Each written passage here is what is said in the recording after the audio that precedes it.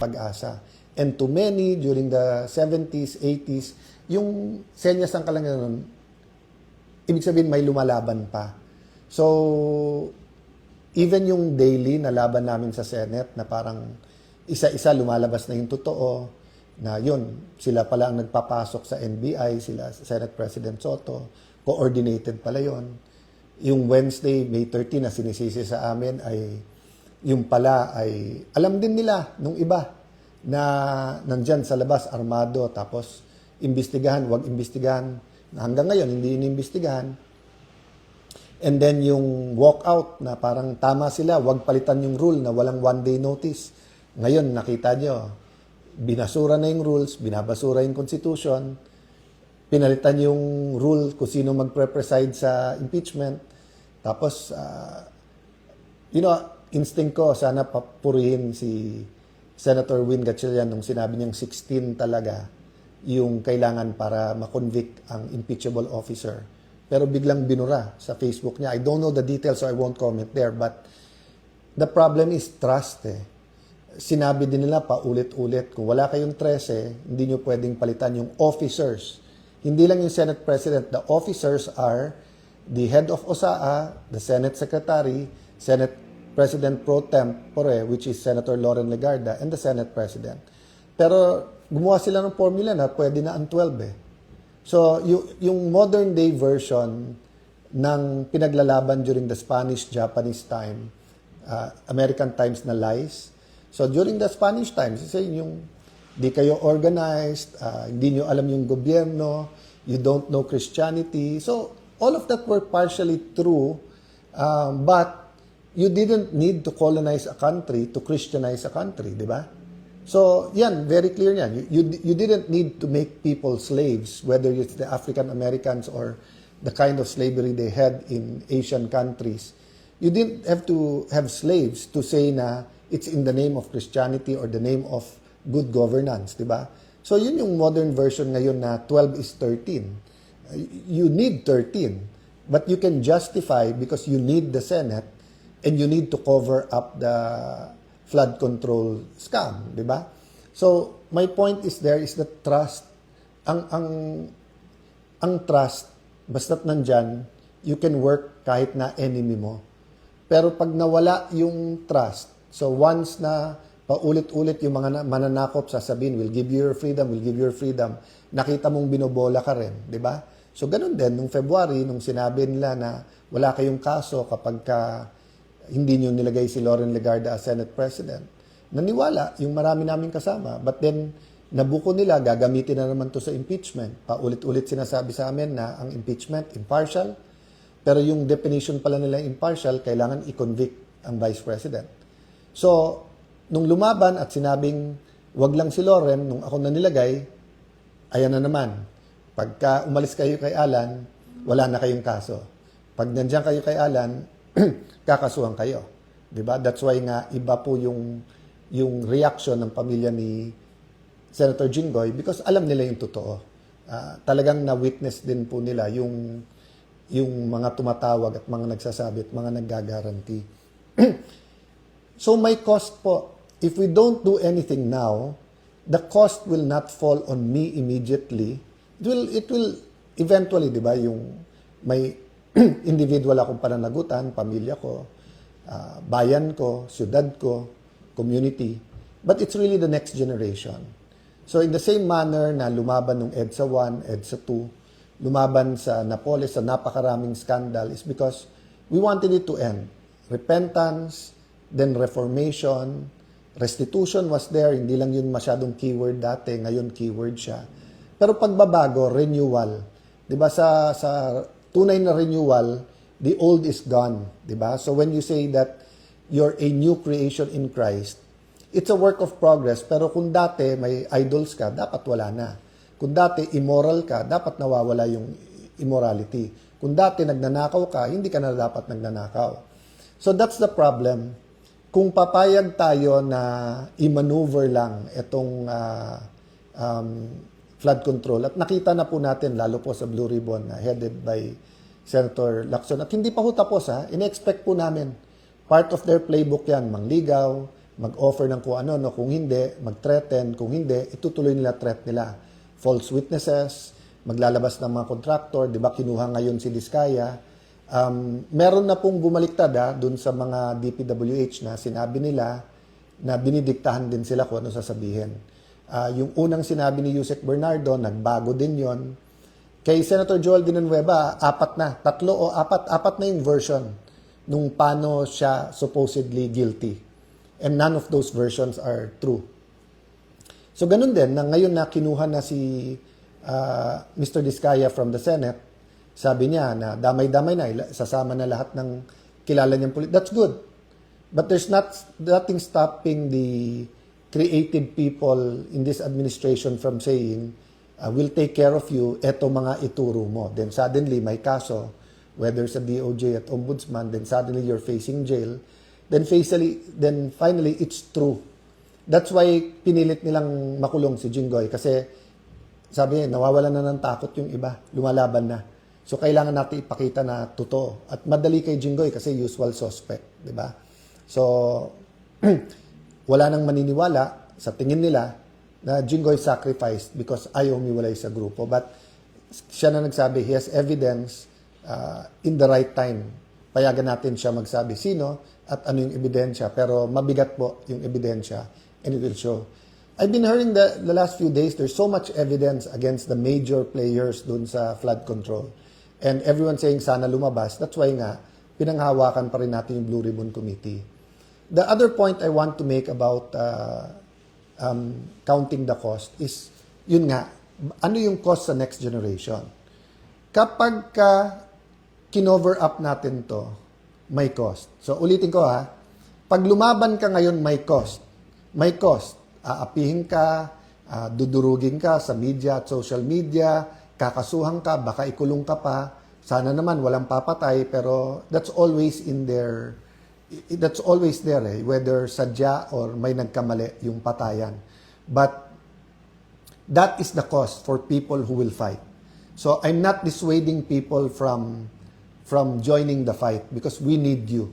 We need the prayers, we need the commitment, we need more independent heads to stand up and say, mali na to, lumaban tayo. Pero may cost din yung hindi lumaban.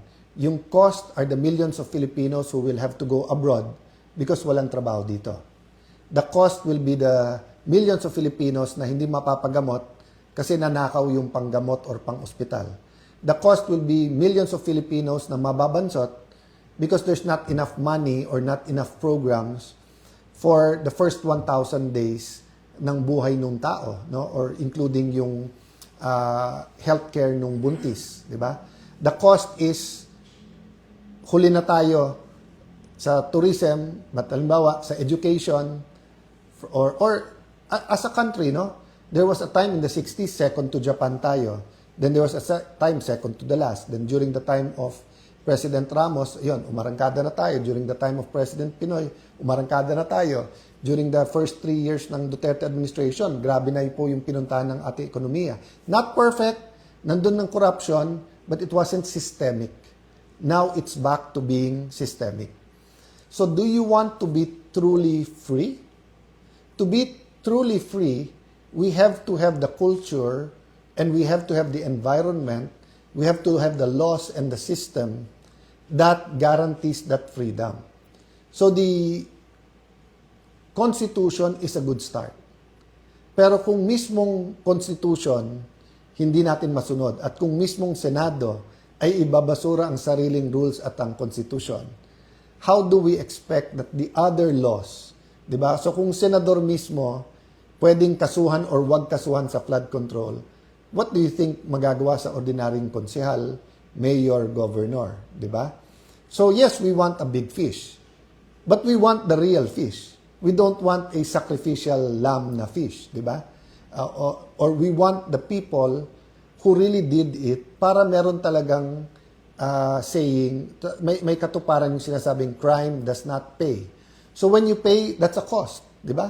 Umutang ka, kailangan mong bayad. You do the crime, you have to do the time. So again, you're going back to what is the cost. So yun po ang hinihingi ko po sa mga kapatid nating media, sa mga kapwa nating senador, sa mga netizens natin, sa mga businessman natin, this weekend, as we talk about independence, let's think about the cost. Ano yung cost kung lumaban tayo? Ano yung cost kung i-expose natin? May personal cost po to, ha? Pero yung benefit po ay sa buong bayan. Samantalang pag tumahimik tayo, may personal gain po to. Pero yung epekto naman po sa buong bayan. Diba? I don't want to compare yung mga lumalaban ngayon sa ating mga national heroes. Kasi grabe po ang pinagdaanan ng ating mga national heroes. I cannot imagine. I don't want present-day Christians now to compare themselves to yung pinagdaanan ng apostles, for example. Or for a people to compare sa pinagdaanan ng Israelites, for example, when they were in Egypt, di ba? Iba-iba po ang season, iba-iba po ang pinagdadaanan, but each season po ay meron pong cost. Cost if we do the right thing, cost if we do the wrong thing. So in a couple of days, we're gonna face many issues, an economic crisis. Are we gonna tell the people kung ano talaga ang sitwasyon, kung may pera ba talaga ang bansa o hindi? Are we gonna tell them why we have or don't have money? Are we gonna tell them the truth whether we're gonna increase taxes or not? Are we gonna tell them the truth, nasaan na yung pera the last few years? Okay. We're also gonna face an impeachment. So are we gonna tell the people the truth? Are we going to really have an impartial trial or aayusin at luto na to? Are we gonna tell them the truth that dapat 16 to convict? Or babawasan ba natin ng 6 na senador para maging 12 na lang? No?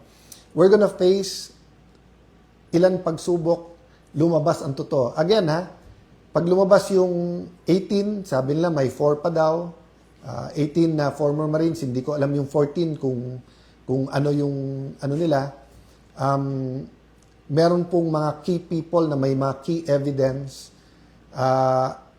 Hindi ko sinasabi na lahat ng sasabihin nila ay totoo or may totoo, hindi totoo. Ang point ko po, it's our job to listen to them. It's the job of the Blue Ribbon Committee. Invite lahat. Kung kalokohan ang sinasabi nito, so sabi nung iba, Sir, over the years, ang daming nag-witness dyan na kalokohan. Yes. Paano nabisto na kalokohan yung sinasabi? Because nag-witness sila doon. Because you had different senators from different backgrounds, different styles of questioning them. Then you had an active media. Wala pang social media masyado nun. So lalo po ngayon, maglagay ka dyan ng 1, 18, 100 na may ebidensya, pictures, video, testimony. Mako-compare natin lahat ng date niya. Makikita natin yan kung deepfake yan, kung edited yung pictures, kung edited yung video, kung AI yan, kung totoo, di ba? So, but the point is, if we cover it up, grabe po ang magiging cost at ang magsasuffer nito next generation. I'll close by remembering when, naiyak-iyak ng dad ko pag nung EDSA Revolution. Before pa pumutok lahat yon, no? I think it was a day before. Kasi nga pinapa-secure niya kami, tapos gusto niya mag-abroad muna kami, kaya Amerikana nga yung aking nanay. But nung sinabi namin, if you're going to fight, we're going to fight. And I was 15 years old. Sister was a little bit older. My brothers were much younger. My mom didn't know what was happening, but she hardly saw my dad in tears, no? So he maiyak-iyak lang, but nung sinabi namin, we'll stay. If you're gonna fight, we're gonna fight. Doon siya naiyak kasi sabi niya, I'm doing it for you. I'm doing it for you. So napakaraming beses all throughout our life na mag-aral ka ng mabuti, Alan, para sa iyo to, di ba? Alan, bakit mababa grades mo? Di ba yung mapapamanahan kita pero magagastos mo lang yan. Pero mag-aral ka, para sa iyo to. Pia, hindi ka pwedeng pumunta sa party na walang chaperone, para sa iyo to. Many times it was about discipline. And later on in life, para sa iyo to. But yung sacrifice, he meant it. And in fact, fast forward, in his last few months, nung umiiyak siya, nung sasakit, and then he told me, Alan, nung 60s, nandito ako sa Amerika. High hopes for the Philippines, pero ganito Pilipinas. So isipin mo yon, 2003. But sabi niya, 40 years later or 30 years later, ganun pa rin ang Pilipinas.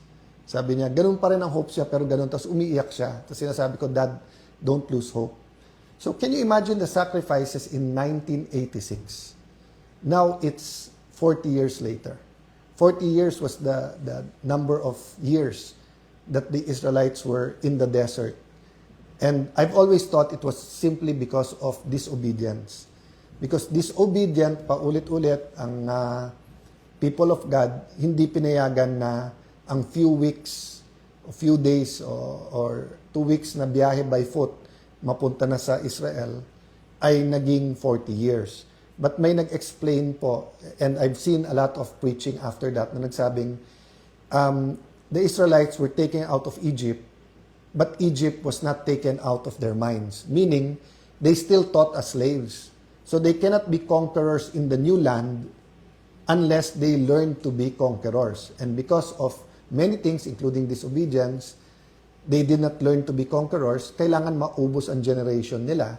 Kaya yung new generation na ang pumasok.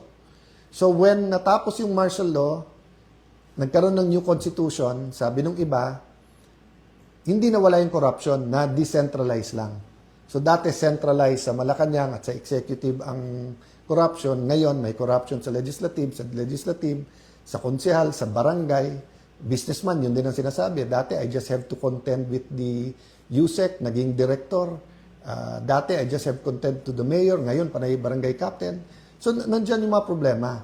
But the question is, after 40 years ng EDSA revolution, is the new generation, kami na yon, mga martial law babies, ready to turn over to the next generation to say, we're ready to be corrupt-free. So, yun po yung cost ng laban namin ngayon. We cannot turn over to you a corrupt-free Philippines pag hindi tayo lumaban. And dun sa mga Gen Z na hindi naiintindihan yung laban ngayon, hindi rin namin maintindihan yung laban ng parents namin noon. Kaming mga pro-Marcos, simple lang. Pro-Cory kayo, pro-Marcos kami. Ganun kami, ganyan kayo. At that time, it was simple. Dalawang na lang eh. Sa basketball, Crispa, Toyota. Sa toothpaste, Colgate, Close-Up. Sa camera, Kodak, Fuji, dalawa lang pagpipilian. Ngayon, magulo na. Multi-party.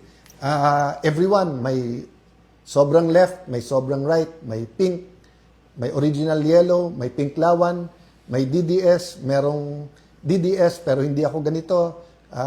May Marcos alone, may Marcos pa rin, may Marcos na rin. So, gumugulo. At saka dati, dyaryo, ilan lang, TV, ilan lang, radyo per province, yung top 3. Ngayon, with social media, everyone has, So, iba po ang laban ngayon. We cannot solve today's problems with yesterday's solution. Iba na po. And yes, this laban na to, hindi lang to laban nung ka-age ko at mas matanda sa akin. Laban to ng ating mga Gen Z, ng mga bata ngayon. Those between 15, 16, 17 to 30. Laban nyo to kasi you will inherit. So some of you think we're wrong. And it's better the direction we were taking. Some of you think we're right. Hindi yun yung topic natin tonight. Ang topic natin tonight, simple lang, may cost.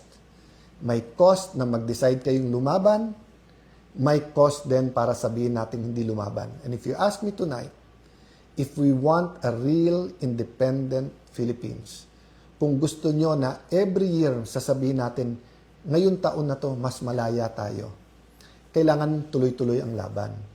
Pag kumakanta po tayo ng ating national anthem, yung Lupang Hinirang, ang sinasabi po natin, ang mamatay ng dahil sa'yo. So we're singing to ourselves for the world to hear, but we're singing it to ourselves. So when the athletes were so proud of wins the gold medal and they're hearing, kung willing ka nga mamatay para sa ating bansa, ano pa yung mag-training ka na napakahirap para umabot doon, di ba? So to certain groups of people, let's say to doctors during COVID, na frontliners, yung pagkanta nila ng mamatay ng dahil sa iyo is not only totoo, it is real every day. Sa mga pulis na kahit off duty, pag may krimen, they have to rush to the site rather than run away. Totoo yung mamatay ng dahil sa iyo kasi nga any day they can face death. To the AFP that assigned to areas na meron pang rebelde, totoo yung mamatay ng dahil sa iyo. Even if we don't agree with the hard left, with the communist. Yung gigising sila umaga na baka may enkwentro sila sa AFP. Kung kumakanta sila ng lupang hinirang, totoo sa kanila yung mamatay ng dahil sa iyo. Kasi nga, hindi lang totoo, but it's clear and present. To many of us, it's a possibility, but it's not a probability. Okay. However, if we can sing, mamatay ng dahil sa iyo, that means, pwede rin tayong kumanta ng magsakripisyo dahil sa iyo. Pwede din dun yung magdasal dahil sa iyo. Nandun din yung mag-rally dahil sa iyo. Nandun din yung lumaban. Di ba? So, when we sing the national anthem in the next few days, and when we remember June 12, let's remember meron tayong pinaglalaban. And I will end by saying, I wholeheartedly believe we were made in the image and nature of God. So God wants us free. God wants us independent. But God wants us dependent to Him, but independent of other forces. No? So let's pray for a country that is free from idolatry, free from immorality, free from sickness, free from poverty, free from corruption. But we have to put action to our faith. Meaning, pray, tapos lumaban, kumilos tayo. I will respect your views and your ways of fighting. Ang importante, lumaban tayo at ang importante, una sa Diyos, pagkatapos sa pamilya, and para sa bayan. God bless you all.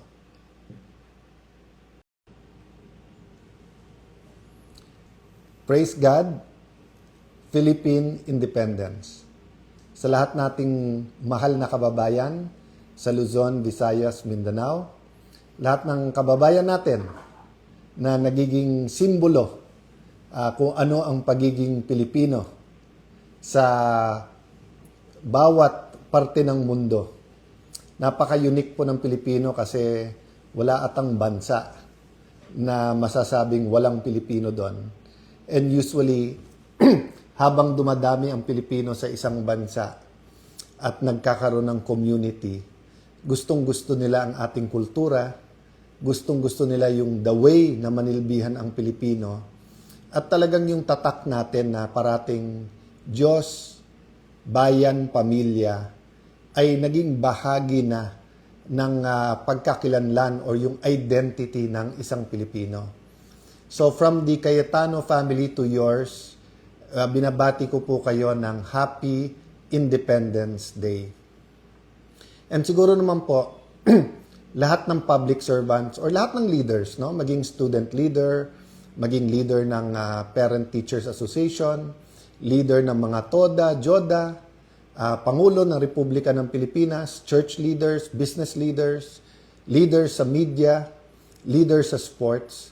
Pag Independence Day ay meron talagang message about kalayaan, about independence, about freedom. So let me take a phrase out of the Bible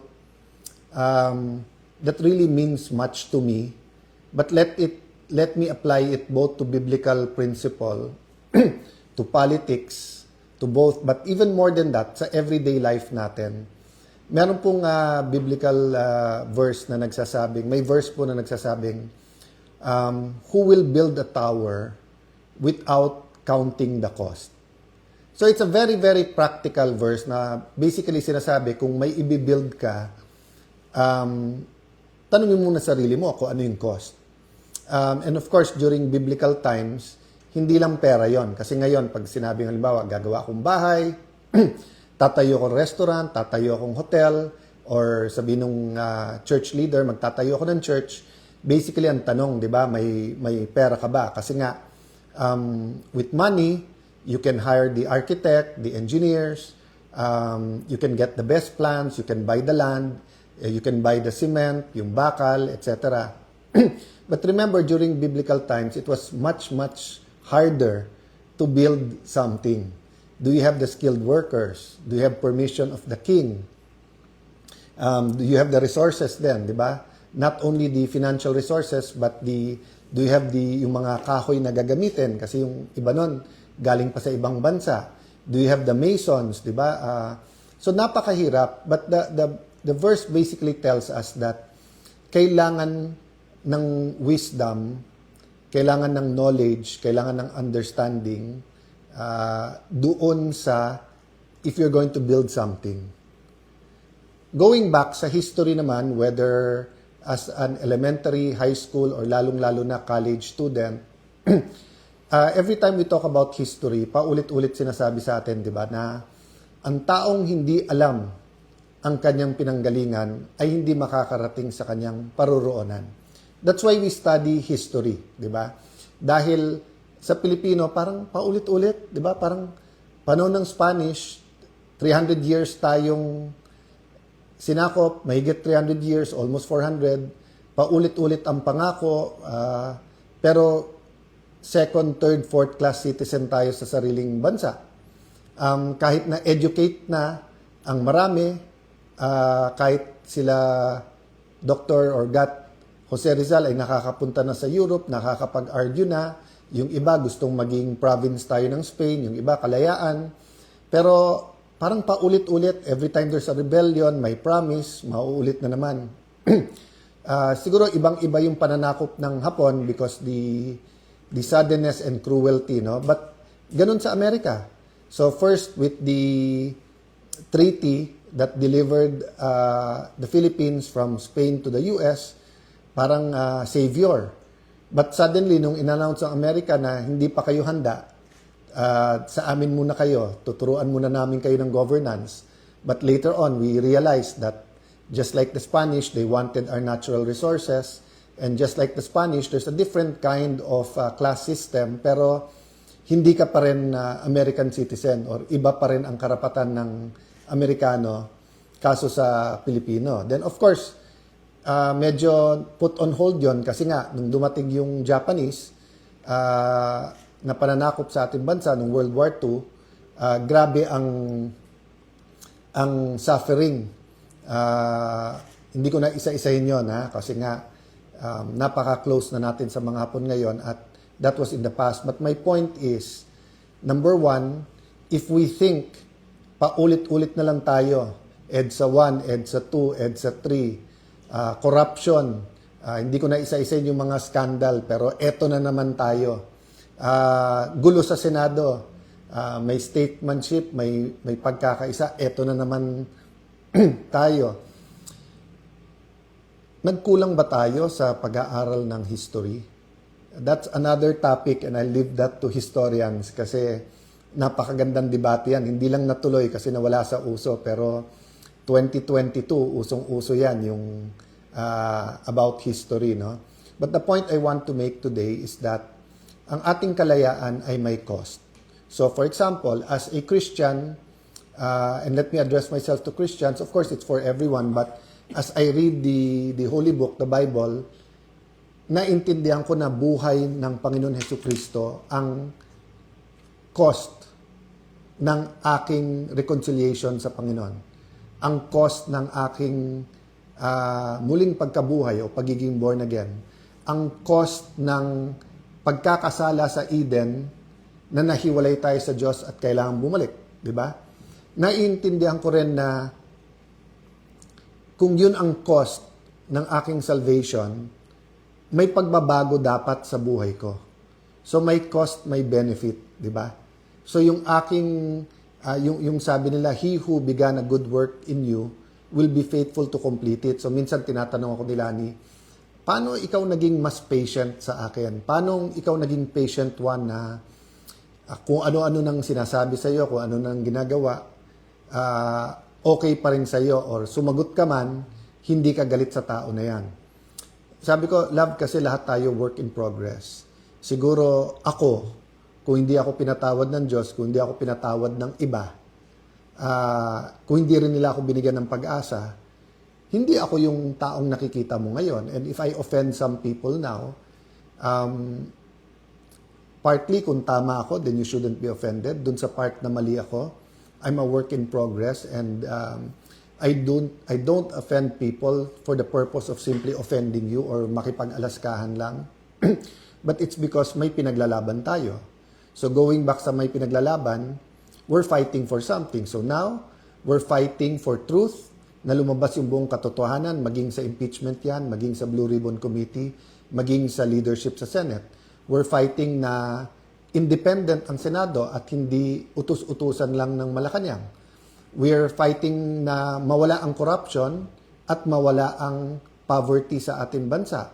We're fighting na bawat sentimo na ibayad ng bawat Pilipino ay magamit sa tamang mga proyekto, parang walang mamatay na dahil walang gamot o walang doktor, wala pong ma-stunt which leaves permanent damage sa ating future generations, stunting yung pagkabansot. We're fighting na lahat ng Pilipino has equal opportunity sa pag-aaral. We're fighting for a living wage, no? Meaning, hindi lang minimum wage na, ayan, kumikita ka na ng konti. Hindi. Yung sapat para sa dignified o marangal na pagkabuhay ng Pilipino, no? Hindi lang sa sarili pero sa kanyang pamilya niya. Lahat ng ito may cost. So kung pinag-aaralan po natin ang mga heroes nung Pilipinas during sa panahon ng panahon po ng Hapon, panahon po ng Espanyol, hindi lang po pawis, hindi lang dugo, kundi buhay ang kanilang binuwis. For us who are martial law babies, of course, the narrative na baka naging communist country din tayo like the other. Mahirap kasi ikwento sa inyo yung narrative ngayon kasi yung dalawang communist countries na malapit sa atin, malapit geographically like Vietnam and China are much more modern sa atin pagdating sa education, technology, sa economics, yung socio-economic welfare ng tao, kung hindi lumalaban ay mas maganda sa atin. But during the 70s, 80s, hindi po ako 60s, kaya hindi ko na masasagot yun. Even 70s, I was from 1 year old to 10 years old, no? Or from 0 to 10. So ang point ko is that during this time, yung sabihin na baka mapunta sa communism yung ating bansa or baka maging napaka-corrupt because of the oligarchs was reason for the narrative nung martial law. So hindi naman yun ang topic ko tonight. But may cost yung mga lumaban during that time. So pagdating ng EDSA Revolution, even before that, Senator Benigno Aquino, meron pong cost. Hindi lang po yung buhay niya, buhay ng pamilya niya, friends niya, pagpapalaki ng mga anak niya, yung wife niya, yung paglipat nila sa ibang bansa, yung kanyang hunger strike, and eventually, he had a sense that he will be killed. But he made that commitment that ibibigay niya yung buhay niya. So may cost.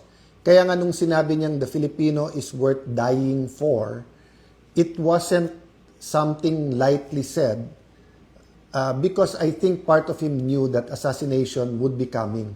But even if assassination did not happen, yung commitment na yon may cost po yon.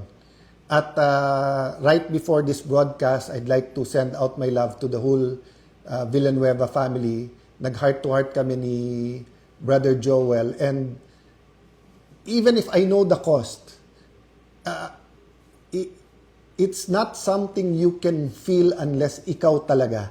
So for example, may mga anak-anakan ako, pero siya real yung nararamdaman ng anak. May asawa ko, pero iba yung nararamdaman ng asawa ko sa pinagdaanan nilang mag-asawa, di ba?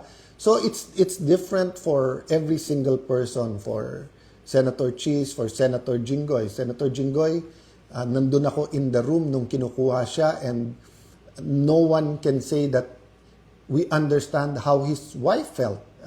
Especially after alam nung wife niya na talagang inoffer sa kanya, hindi ka makukulong, kumampi ka lang sa administrasyon, kumampi ka lang sa grupo ni Ping Lacson, ni Senator Tito Soto, Win Gatchalian, etc.